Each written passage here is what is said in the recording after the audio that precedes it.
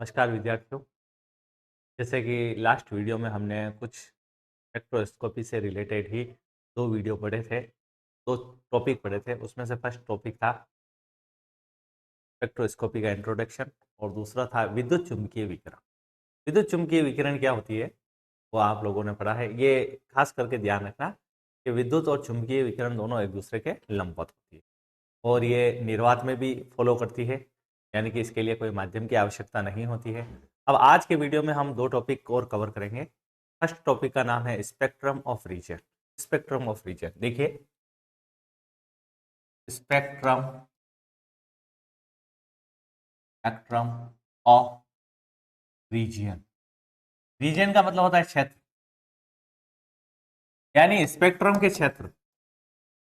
Spectrum के क्षेत्र के बारे में हम लोग स्टडी करेंगे, किस प्रकार से स्पेक्ट्रम के क्षेत्र होते हैं। स्पेक्ट्रम अलग अलग प्रकार के होते हैं। ये विद्युत चुम्बकीय विकिरणों को फॉलो करते हैं। विद्युत चुम्बकीय विकिरण के बारे में आप लोगों को वैसे थोड़ा पहले वीडियो में बता चुके हैं। विद्युत चुम्बकीय विकिरण के अलग अलग स्पेक्ट्रम होते हैं जो अलग अलग क्षेत्रों में दिखाई देते हैं। ये इनके अलग अलग क्षेत्र किस प्रकार से होंगे जो आपको को बताने से पहले इसकी एक डेफिनेशन है छोटी सी, उसके बारे में हम जान लेते हैं। देखिए इधर,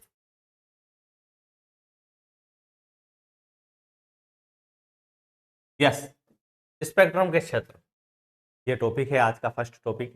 स्पेक्ट्रम के क्षेत्र यानी विभिन्न प्रकार के विद्युत चुंबकीय विकिरणों को, यानी कि अलग अलग प्रकार के विद्युत चुंबकीय विकिरण होते हैं। अलग अलग प्रकार के विद्युत चुंबकीय विकिरणों को क्या कहा जाता है, उनकी बढ़ती तरंग दैर्ध्य, यानी कि जो भी अलग अलग टाइप की विकिरण होते हैं वो विद्युत चुंबकीय विकिरण होते हैं। उनको उनकी बढ़ती हुई तरंग दैर्ध्य को लिखा जाता है लैम्ब्डा से। ध्यान रखना आप लोग, तरंग दैर्ध्य को लैम्ब्डा से लिखा जाता है और आवृत्ति को न्यू से लिखा जाता है। न्यू से आवृत्ति को लिखा जाता है। यानी कि विभिन्न प्रकार के विद्युत चुम्बकीय विकिरणों को जो होता है, विभिन्न प्रकार के विद्युत चुम्बकीय विकिरणों को उनकी बढ़ती हुई तरंग दैर्ध्य या घटती आवृत्ति के क्रम में व्यवस्थित किया जाता है। किस रूप में किया जाता है, बढ़ते हुए तरंग दैर्ध्य या घटती हुई आवृत्ति, या बढ़ती हुई आवृत्ति या घटते हुए तरंग दैर्ध्य के रूप में व्यवस्थित किया जाता है, तो उसे विद्युत चुम्बकीय स्पेक्ट्रम कहा जाता है। ध्यान रखना, ये विद्युत चुम्बकीय स्पेक्ट्रम की ये एक छोटी सी डेफिनेशन है, इसके बारे में आपको ध्यान रखना है। अब देखिए अलग अलग स्पेक्ट्रम में किस प्रकार से ये अलग अलग प्रकार से काम करेगी, यानी कि इनके क्षेत्र अलग अलग होते हैं। जैसे आप लोगों ने सुना होगा एक्सरे क्षेत्र, यूवी क्षेत्र, आईआर क्षेत्र यानी कि अल्ट्रावायलेट क्षेत्र, पराबैंगनी विकिरणें जो आती है इंफ्रारेड क्षेत्र यानी कि आईआर क्षेत्र, और x ray, gamma rays, cosmic ray, radio wave, और अपना एक विजिबल क्षेत्र आता है। मनुष्य की आंख जो होती है वो दृश्य क्षेत्र में ही देख सकती है, न कि वो यूवी क्षेत्र में देख सकती है, न आईआर क्षेत्र में देख सकती है। इस प्रकार से हम कह सकते हैं कि हम लोग जो होते हैं वो विजिबल क्षेत्र को देख सकते हैं, यानी दृश्य क्षेत्र को।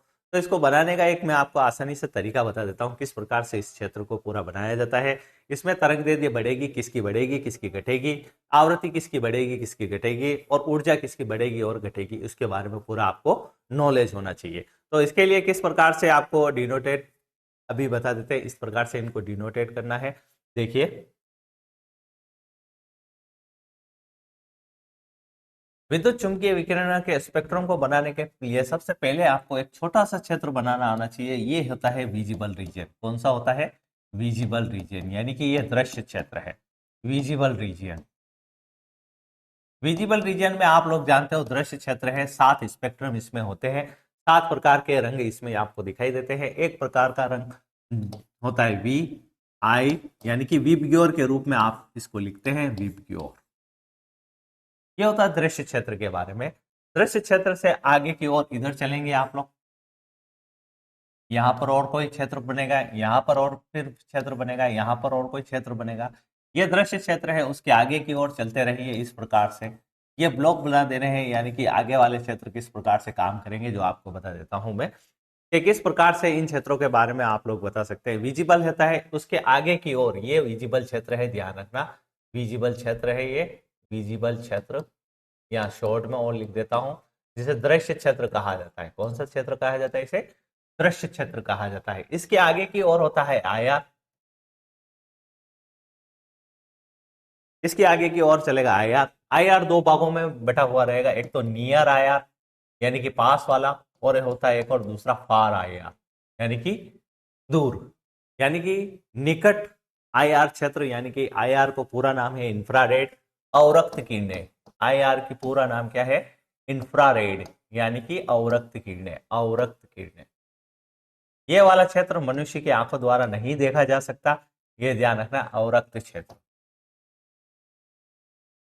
ये इस प्रकार से मेरे क्षेत्र बनाए हैं, आप लोगों को आसानी से याद हो सकता है किस प्रकार से बनाना है। देखिए, सबसे पहले दृश्य क्षेत्र को बीच में प्लॉट कर लेना है आपको, फिर आगे IR क्षेत्र बनाना है, उसके बाद आगे की ओर आपको माइक्रोवेव्स, उसके बाद आपको आगे की ओर माइक्रोवेव्स, सूक्ष्म तरंगे कहा जाता है इसको, हिंदी में कहा जाता है सूक्ष्म तरंगे। उसके आगे की ओर रेडियो वेव्स, रेडियो वेव्स। इस प्रकार से इनका इस तरफ आगे की ओर बढ़ना है। अब दृश्य क्षेत्र के इस तरफ आगे की ओर बढ़ना है, यानी कि ये तो हो गई दाई साइड और ये हो जाएगी इसकी बाई साइड। यानी कि दाई साइड की ओर विजिबल क्षेत्र के आगे की ओर कौन कौन से है? IR क्षेत्र है, माइक्रोवेव क्षेत्र है और रेडियो वेव क्षेत्र है। ठीक इसी प्रकार से इसके आगे की ओर आपको चलेंगे तो आपको कौन कौन से क्षेत्र देखना पड़ेगा। आपको इस तरीके से याद रखना है, विजिबल दृश्य दृश्य क्षेत्र के आगे की ओर तो UV है और पीछे की ओर IR है। आगे की ओर अल्ट्रावायलेट यानी कि पराबैंगनी क्षेत्र, इसको पराबैंगनी क्षेत्र कहा जाता है, ध्यान रखना, पराबैंगनी क्षेत्र। अल्ट्रावायलेट, जो अल्ट्रावायलेट किरणें पड़ती है वो हमारे शरीर को नुकसान पहुंचाती है, इसे अल्ट्रावायलेट रेज कहा जाता है। अल्ट्रावायलेट के आगे की ओर आप लोग पढ़ोगे तो एक्स रेज, इसके आगे की ओर होगी एक्स रे, एक्स रेज। इसके आगे की ओर होगी गामा रेज और इसके आगे की ओर होगी cosmic rays, cosmic, cosmic rays. इस प्रकार से ये दृश्य क्षेत्र आप लोग भी बना सकते हो, बहुत इजी है। कुछ विशेष इसमें ये ध्यान रखना है, सबसे पहले विजिबल क्षेत्र को बीच वाले पोर्शन को बना लेना है। ये छोटा सा क्षेत्र होता है विजिबल क्षेत्र, UV क्षेत्र और IR क्षेत्र। UV आगे की ओर रहेगा और IR पीछे की ओर रहेगा। उसके आप IR के पास वाले क्षेत्र होंगे माइक्रोवेव्स, रेडियो वेव्स, और UV के पास वाले क्षेत्र होंगे x rays, gamma rays and cosmic rays. ठीक है, इस प्रकार से आप लोगों को ध्यान रखना। अब देखिए किस प्रकार से क्या होता है इसके बारे में, जो आपको थोड़ा सा मैं बता देता हूं। इसमें यह ध्यान रखना है आपको कि दृश्य क्षेत्र में जो होता है वो आपको दिखाई देता है, इसकी जो परास होती है, इसकी जो परास होती है वो 700 नैनोमीटर से 400 नैनोमीटर तक की होती है। यानी कि आप लोग कह सकते हो 400 से 700 नैनोमीटर के बीच की परास ये होती है। अगर इसको हर्ट्ज के रूप में लिया जाता है तो इसके हर्ट्ज के रूप में ये मान लिया जाता है इसका 3.8 इंटू 10 की घात 14 हर्ट्ज। याद रखना ये 3.8 इंटू 10 की घात 14 हर्ट्ज और 7.5 इंटू 10 की घात 14 हर्ट्ज के रूप में होता है। ये आवृत्ति है इसकी हर्ट्ज, ये इसकी आवृत्ति है, ये इसकी तरंग दैर्ध्य है। इन दोनों में फर्क है, तरंग दैर्ध्य और आवृत्ति क्या होते हैं उसके बारे में आगे वाले टर्म्स में अपन पढ़ेंगे। वीबग्योर इसको लिखा जाता है, ये 700 से 400 नैनोमीटर के बीच में काम करता है और 3.8 से 7.5 इंटू 10 की घात 14 हर्ट्ज के बीच में इसकी आवृत्ति होती है। इस प्रकार से ये दृश्य क्षेत्र काम करता है। अदृश्य क्षेत्र के बारे में आप लोग जानते हैं, वीबग्योर इसका होता है, जो 7 स्पेक्ट्रम रंग जो दिखाई देते हैं इंद्रधनुष में, वीबग्योर इस प्रकार से इनके बारे में बताया गया है। ये दृश्य क्षेत्र है। अब देखिए इसमें क्या होता है, जो इस तरफ जो आप आगे बढ़ोगे इसे कहेंगे लैम्बडा यानी कि तरंग दैर्ध्य, को कहेंगे तरंग दैर्ध्य। यानी कि विजिबल क्षेत्र से आगे की ओर IR माइक्रो रेडियो वेव्स की तरफ बढ़ने पर तरंग दैर्ध्य बढ़ती है। यानी कि पूरा कंप्लीटली कहा जाए कि स्पेक्ट्रम में देखने पर क्या पता चलता है, यानी कि लेबड़ा यानी कि तरंग दैर्ध्य किस ओर बढ़ेगी, कॉस्मिक से गामा, गामा से एक्सरे, एक्सरे से UV, UV से विजिबल और IR, फिर माइक्रोवेव्स एंड रेडियो वेव्स। यानी कि सबसे अधिक तरंग दैर्ध्य होती है रेडियो वेव्स की। यानी कि आप लिख सकते हो सबसे अधिक तरंग दैर्ध्य किसकी होगी, रेडियो वेव्स की। सबसे अधिक तरंग दैर्ध्य, सबसे अधिक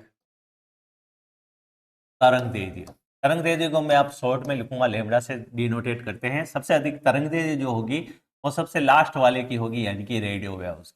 ये आपको ध्यान रखना है, रेडियो वेव्स। और सबसे कम तरंग दैर्ध्य जो होगी, सबसे कम तरंग दैर्ध्य, सबसे कम तरंग दैर्ध्य ये आपको कुछ पॉइंट है, इन्हीं पॉइंट को पूछा जाता है, ध्यान रखना आपको। सबसे कम तरंग दैर्ध्य जो होती वो सबसे आगे वाला कौन सा था? Cosmic rays. कॉस्मिक रेस ये इसकी सबसे कम तरंग दैर्ध्य,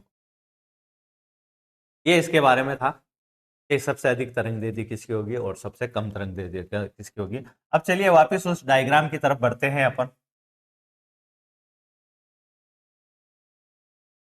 पुनः उस डायग्राम की तरफ आते हैं, किस प्रकार से किसकी कौन सी तरंग दैर्ध्य है। आपने लोगों ने देखा है कॉस्मिक गामा एक्सरे इसकी तरफ बढ़ने पर, आगे की ओर बढ़ने पर, यानी कि दाएं ओर बढ़ने पर उसकी तरंग दैर्ध्य का मान अधिक होता है, जबकि बाएं ओर आप लोग बढ़ोगे इस प्रकार से,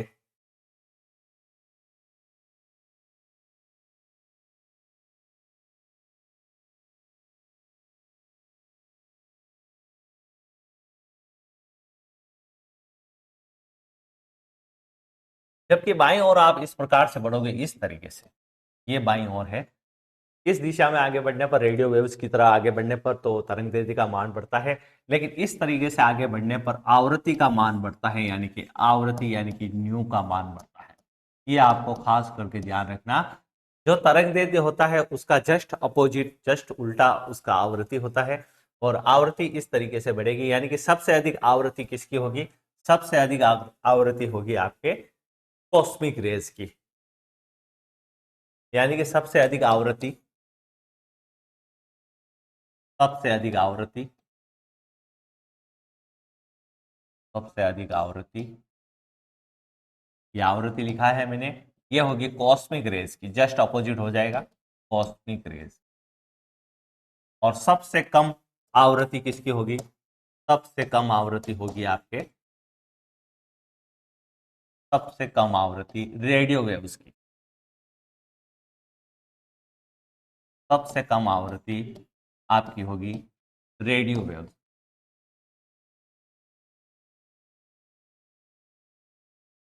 रेडियो वेव्स की सबसे कम आवृत्ति।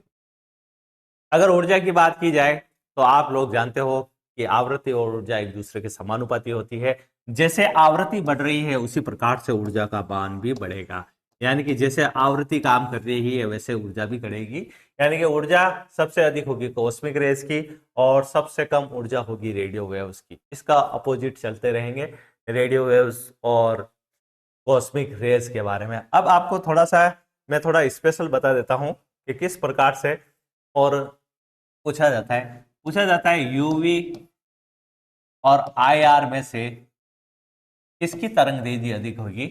तो आपको ध्यान रखना है यूवी और आईआर में से आईआर की तरंग दैर्ध्य अधिक होती है, इसका तरंग दैर्ध्य का मान अधिक होता है क्योंकि ये इस तरफ आती है। और पूछा जाता है गामा रेज, एक्स रेज और यूवी और आईआर में से किसकी तरंग दैर्ध्य का मान अधिक होगा। तो आपको ध्यान रखना है दाईं ओर चलना है, यानी कि आईआर की तरंग दैर्ध्य का मान अधिक होता है। ध्यान रखना, इस प्रकार से इसके क्वेश्चन पूछे जाते हैं, इस प्रकार से इसके क्वेश्चन आते हैं। गामा रेज, एक्स रेज और यूवी और आईआर में से किसकी अधिक होगी? तो आईआर की वेवलेंथ यानी कि तरंग दैर्ध्य सबसे अधिक होती है। ये कंसेप्ट था आपके स्पेक्ट्रम का रीजन क्षेत्र। अब रीजन क्षेत्र कहां से शुरू होता है मैं आपको बता देता हूं, नैनोमीटर से शुरू होता है। यह 10⁵ नैनोमीटर से शुरू होता है।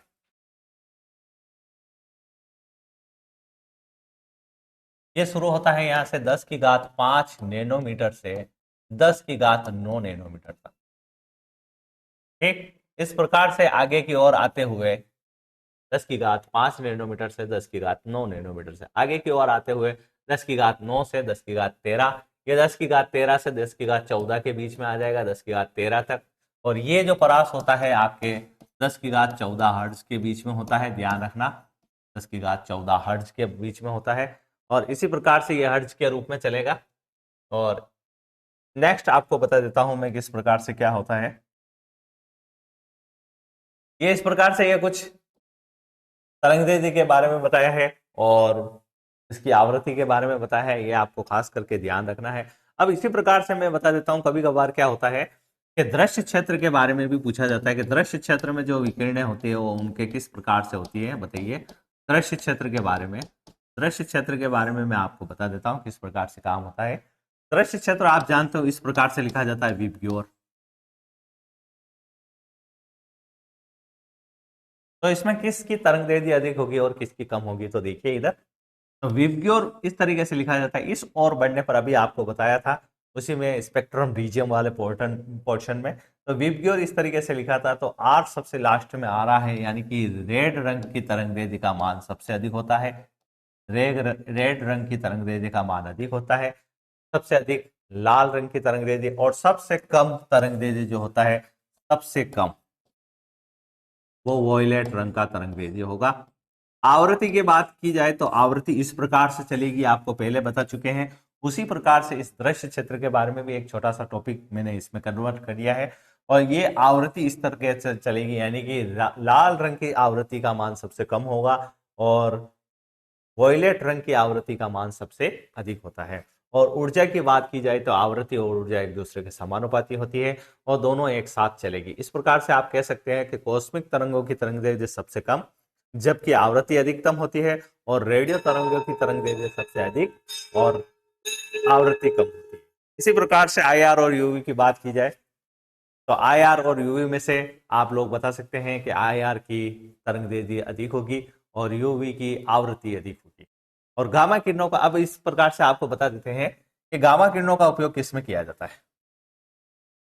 गामा किरणों का उपयोग कैंसर में किया जाता है। कैंसर के उपचार के लिए गामा किरणों का उपयोग किया जाता है। कैंसर के बारे में पता लगाने के लिए गामा किरणों का उपयोग किया जाता है। दूसरा होता है एक्सरे। एक्सरे के बारे में आप जानते हो, सॉलिड क्रिस्टल पार्टिकल जो भी होते हैं उनके बारे में संरचना में, ठोस संरचनाओं के बारे में पता लगाने में किया जाता है। ठोस संरचनाओं के बारे में, ठोस संरचनाएं जो भी होती है उनकी आणविक क्रिस्टल संरचना के बारे में पता लगाया जाता है। ठोस क्रिस्टल या क्रिस्टलीय संरचना के बारे में उनकी स्टडी की जाती है। क्रिस्टलीय संरचना, क्रिस्टलीय संरचना के बारे में, इसके बारे में स्टडी की जाती है। एक्सरे का उपयोग और गामा रेस का उपयोग, ये खास करके आपको ध्यान रखना है। नेक्स्ट चलते हैं अपन स्पेक्ट्रोस्कोपी के कुछ terms used in spectroscopy, terms used in spectroscopy. कुछ तथ्य, कुछ पद है जिनका उपयोग स्पेक्ट्रोस्कोपी में किया जाता है। टर्म्स है, जैसे कुछ टर्म्स है मैं आपको बता देता हूं। नंबर 1 पर हम स्टडी करेंगे तरंग दैर्ध्य की, और नंबर 2 पे हम स्टडी करेंगे आवृत्ति की। नंबर 2 पर आवृत्ति की। नंबर 3 पर हम स्टडी करेंगे तरंग संख्या की। तरंग संख्या को आप लोग न्यू से लिखते हैं। तरंग संख्या को न्यू और बार लगा देते हैं इसके ऊपर, न्यू बार। आवृत्ति को न्यू से लिखा जाता है और तरंग संख्या को न्यू बार से लिखा जाता है। इस प्रकार से आपको ध्यान रखना है। यस, इसमें स्पेक्ट्रोस्कोपी के प्रथम पद में अपन तरंग दैर्ध्य के बारे में स्टार्ट करते हैं। तरंग दैर्ध्य क्या होती है? तरंग दैर्ध्य, तरंग दैर्ध्य, तरंग दैर्ध्य को लैम्ब्डा से डिनोटेट किया जाता है, जिसे आप लोग जानते हो। लैम्ब्डा से इसको लिखा जाएगा। इसकी एक छोटी सी परिभाषा है, ध्यान रखना आपको। इस प्रकार से है कि एक छोटी सी डेफिनेशन है, तरंग दैर्ध्य किसे कहते हैं। तरंग द्वारा एक पूर्ण चक्र में तय की गई दूरी को तरंग दैर्ध्य कहते हैं। यानी कि तरंग द्वारा एक पूर्ण चक्र में, तरंग द्वारा एक पूर्ण चक्र में तय की गई दूरी को, तय की गई दूरी को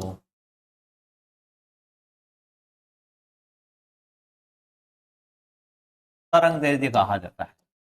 यह कुछ पद है जो काम आएंगे और इनकी परिभाषाएं पूछी जाती है कि तरंग दैर्ध्य किसे कहते हैं। तरंग दैर्ध्य किसे कहते हैं? यानी कि एक पूर्ण चक्र होने में, एक पूरी साइकिल कंप्लीट होने में, ऐसा कह सकते हो, या एक पूर्ण चक्र होने में जो तरंग द्वारा जो तय की गई दूरी होगी, ये आपको क्या कहलाएगी? तरंग दैर्ध्य कहलाएगी। जैसे दूसरा आपकी एक और डेफिनेशन है इसकी, दो सुरंगों और घृतों के बीच की दूरी को, दो सुरंगों व घटतों के बीच की दूरी को, दो सुरंगों व घटतों के बीच की दूरी को, दो सुरंगों व घटतों के बीच की दूरी को तरंग दैर्ध्य कहा जाता है। ध्यान रखना, ये एक छोटी सी डेफिनेशन और है। ये इस रूप में भी आप इसकी परिभाषा दे सकते हो। दो सुरंगों और गर्तों के बीच की दूरी को तरंगदैर्घ्य कहा जाता है, यानी कि लैम्ब्डा कहा जाता है।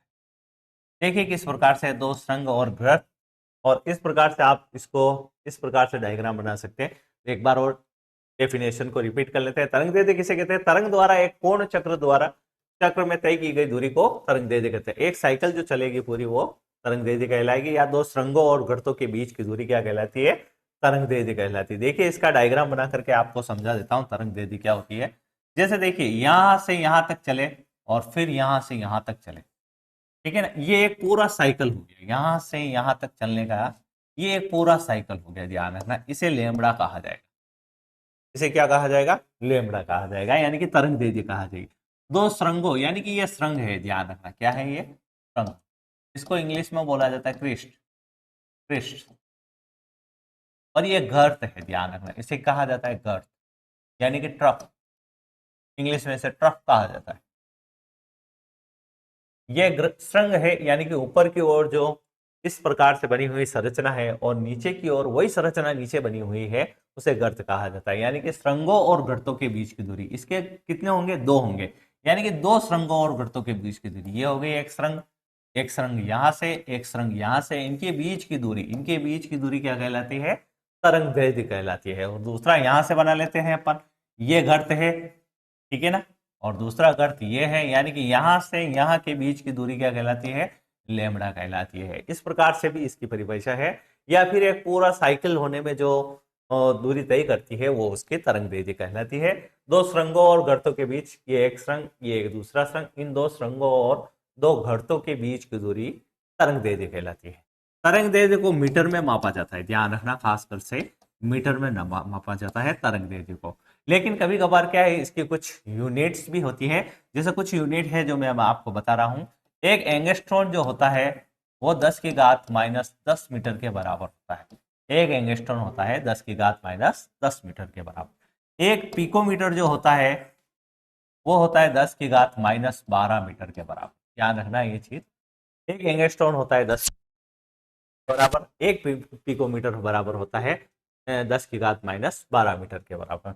इसको आप सेंटीमीटर में चेंज करोगे, कुछ नहीं करना है, इनमें से दो और आपको कम कर देने हैं, यानी कि 10 की घात -8 सेंटीमीटर के रूप में हो जाएगा, और ये हो जाएगा 10 की घात -10 सेंटीमीटर के रूप में।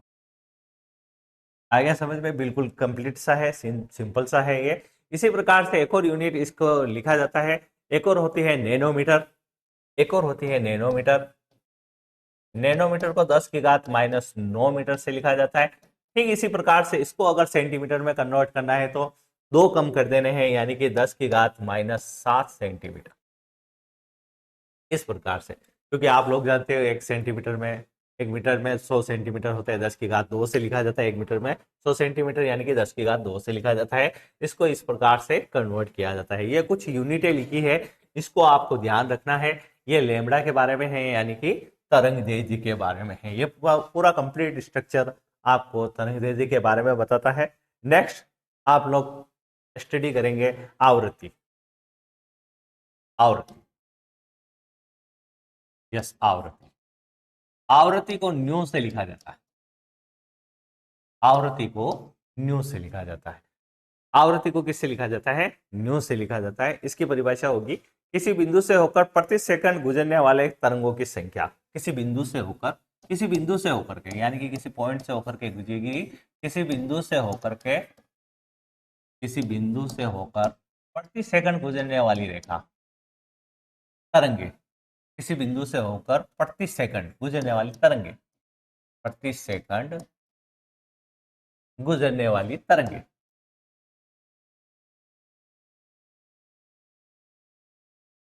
विकिरणें हैं ये, गुजरने वाली तरंगे।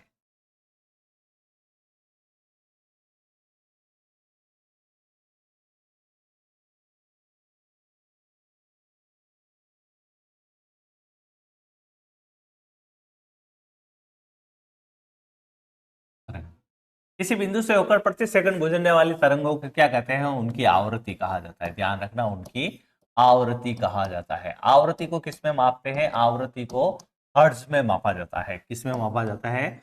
आवृत्ति को हर्ट्ज में मापा जाता है। और इसको शॉर्ट में लिखा जाता है CPS से, यानी कि साइकिल पर सेकंड। साइकिल पर सेकंड, इस प्रकार से इसको लिखा जाता है, साइकिल पर सेकंड, यानी कि CPS। इस प्रकार से इसके बारे में है कि ये किस प्रकार से काम करेगी। आवृत्ति क्या होती है? आवृत्ति आप लोग जानते हैं न्यू बराबर C बाई लैम्बडा होती है, न्यू बराबर C बाई लैम्बडा, यानी कि आवृत्ति प्रकाश का वेग और तरंग दैर्ध्य के अनुपात में उसके बराबर होती है। न्यू बराबर, यानी कि ये तो होगा प्रकाश का वेग, C होगा प्रकाश का वेग, जो कितना होता है आप लोगों को ध्यान है, 3 × 10⁸ मीटर पर सेकंड, और लैम्बडा होगी उसकी तरंग दैर्ध्य। तरंग दैर्ध्य का मान होता है, ये न्यू होता है। इस प्रकार से आप न्यू की आप डेफिनेशन दे सकते हो। आवृत्ति, इसे आवृत्ति कहा जाता है। ध्यान रखना, आवृत्ति जो होती है वो तरंग दैर्ध्य के व्युत्क्रमानुपाती होती है। आवृत्ति जो होती है वो तरंग दैर्ध्य के व्युत्क्रमानुपाती होती है। नेक्स्ट, तरंग संख्या। नेक्स्ट टॉपिक है आपका तरंग संख्या। तरंग संख्या किसे कहते हैं? तरंग संख्या। तरंग संख्या को न्यू बार से लिखा जाता है। किससे लिखा जाता है? तरंग संख्याओं को न्यू बार से लिखा जाता है। तरंग संख्या क्या होती है? 1 सेंटीमीटर में उपस्थित तरंगों की संख्या को तरंग संख्या कहते हैं। यानी कि 1 सेंटीमीटर में उपस्थित, 1 सेंटीमीटर में उपस्थित, 1 सेंटीमीटर में उपस्थित तरंगों की संख्या को, 1 सेंटीमीटर में उपस्थित तरंगों की संख्या को तरंग संख्या कहा जाता है। तरंगों की संख्या को तरंग संख्या कहा जाता है। तरंग संख्या, तरंग संख्या कहा जाता है। इसे न्यू बार से लिखा जाता है, ध्यान रखना, न्यू बार से लिखा जाता है, तरंग संख्या कहा जाता है। ये सिंपल सी डेफिनेशन है इसकी। तरंग संख्या किसे कहा जाता है, एक बार और रिपीट करते हैं। 1 सेंटीमीटर में उपस्थित तरंगों की संख्या को तरंग संख्या कहा जाता है। 1 सेंटीमीटर में उपस्थित तरंगों की संख्या को सेंटीमीटर, ये देखिए सेंटीमीटर है, ध्यान रखना, तो इसकी इकाई क्या हो जाएगी? सेंटीमीटर इनवर्स या फिर मीटर इनवर्स। इसकी इकाई हो जाएगी सेंटीमीटर इनवर्स या फिर मीटर इनवर्स, इसकी इकाई होती है। न्यू बार भी बराबर होता है, न्यू बार भी आपके बराबर होता है 1/लैम्बडा के। न्यू बार भी आपके किसके बराबर होता है? 1/लैम्बडा के। नेक्स्ट है ऊर्जा। नेक्स्ट पॉइंट है ऊर्जा। ऊर्जा को आप लोग जानते हो E से लिखा जाता है। इसकी एक छोटी सी डेफिनेशन है, विद्युत चुंबकीय विकिरण ऊर्जा बंडलों के रूप में उत्सर्जित होती है। यानी कि विद्युत चुंबकीय विकिरण किस रूप में उत्सर्जित होगी? ऊर्जा बंडलों के रूप में। विद्युत चुंबकीय विकिरण की ऊर्जा बंडलों के रूप में उत्सर्जित होती है। ऊर्जा बंडलों के रूप, बंडल का मतलब होता है पैकेट्स, क्वांटा, इसको कहा जाता है क्वांटा, ध्यान रखना, क्वांटा। विद्युत चुंबकीय विकिरण की ऊर्जा बंडलों के रूप में उत्सर्जित होती है, बंडलों के रूप में उत्सर्जित होती है।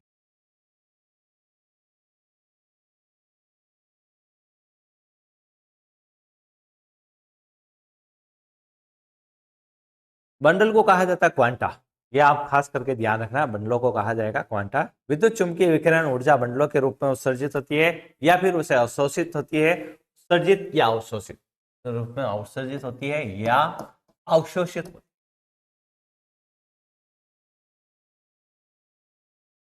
या क्या होगी? अवशोषित होगी। तो उसे क्या कहा जाता है? उसे क्वांटा कहा जाता है। क्या कहा जाएगा? उसे क्वांटा कहा जाएगा। ये वैसे पहले लिख चुके हैं इसे। ये बंडलों के रूप में ही ऊर्जाओं को, किस रूप में? बंडलों के रूप में ही उसे क्या कहा जाता है?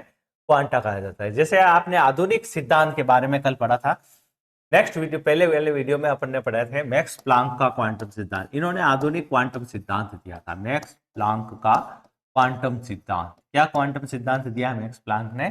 इन्होंने बताया ऊर्जा जो होती है वो आवृत्ति के समानुपाती होती है। यानी कि इन्होंने क्या बताया था? ऊर्जा जो होती है वो आवृत्ति के समानुपाती होती है। ये कई बार बता चुके हैं आपको, जिसको आप कंप्लीटली इस रूप में डिनोटेट करते हो, E बराबर एच न्यू। एच जो होता है वो प्लांक स्थिरांक होता है। एच बराबर क्या होता है? प्लांक स्थिरांक होता है, जिसका मान आप लोगों को पता है 6.6 इंटू 10⁻⁻34 जूल। 6.6 into 10⁻⁻34 joule. ये एच प्लांक का क्वांटम स्थिरांक का मान है, इसे एच प्लांक स्थिरांक कहा जाता है। E बराबर एच न्यू, इस प्रकार से आप इसे डिनोटेट करते हो। आप जानते हो न्यू बराबर अपन ने पहले क्या लिखा है, न्यू बराबर अपन ने लिखा है सी बाई लेमड़ा, तो ये आप यहां लिख सकते हो E बराबर एच सी बाई लेमड़ा। इस प्रकार से ये इसकी डेफिनेशन हो जाती है ऊर्जा की, E बराबर एच सी अपॉन लेमड़ा। क्या हो जाएगा, ऊर्जा व तरंग दैर्ध्य में संबंध। आप इसे इस प्रकार से लिख सकते हो, ऊर्जा व तरंग दैर्ध्य में संबंध, ऊर्जा व तरंग दैर्ध्य दोनों में संबंध किस प्रकार से होगा, तो उसको इस प्रकार से लिखा जाता है, ऊर्जा व तरंग दैर्ध्य में संबंध। तो पहले आपको समीकरण वैसे ही पता है, E बराबर होता है एच न्यू, और न्यू चूंकि न्यू बराबर होता है सी बाई लेमड़ा, तो इस प्रकार से E बराबर हो जाएगा आपके एच सी बाई लेमड़ा।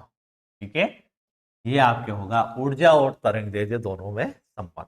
तो आप इस प्रकार से इसे लिख सकते हैं, ऊर्जा और तरंग दैर्ध्य दोनों में किस प्रकार से संबंध होगा, तो ऊर्जा और तरंग दैर्ध्य में इस प्रकार से संबंध होगा। इसी प्रकार से ऊर्जा और तरंग संख्या में संबंध किस प्रकार से होगा, यह ऊर्जा और तरंग दैर्ध्य के बीच में संबंध था, अब है आपके ऊर्जा व तरंग संख्या के बीच में संबंध, ऊर्जा व तरंग संख्या के बीच में संबंध, ऊर्जा व तरंग संख्या, ऊर्जा व तरंग संख्या के बीच में संबंध। देखिए, तरंग संख्या को आप लोगों को बताया किससे डिनोटेट करते हैं, ऊर्जा और तरंग संख्या, उन दोनों के बीच में संबंध के बारे में लिखेंगे अपन। आपको पता है तरंग संख्या को किस रूप में लिखा था, न्यू बार के रूप में, तो इसको तरंग संख्या को लिखा जाता है न्यू बार के रूप में, तो E बराबर होता है एच न्यू, यान है आप लोगों को, तो न्यू बराबर आप लोग हटा करके क्या कर सकते हो, इसको E बराबर एच न्यू बार, ठीक है ना, एच न्यू बार, और आगे आप इसके साथ इसको मल्टीप्लाई में लोगे सी के साथ, यानी कि प्रकाश के वेग के साथ। ये है आपके ऊर्जा व तरंग संख्या के बीच में संबंध, इसको इस प्रकार से लिखा जाता है E बराबर एच न्यू बार सी।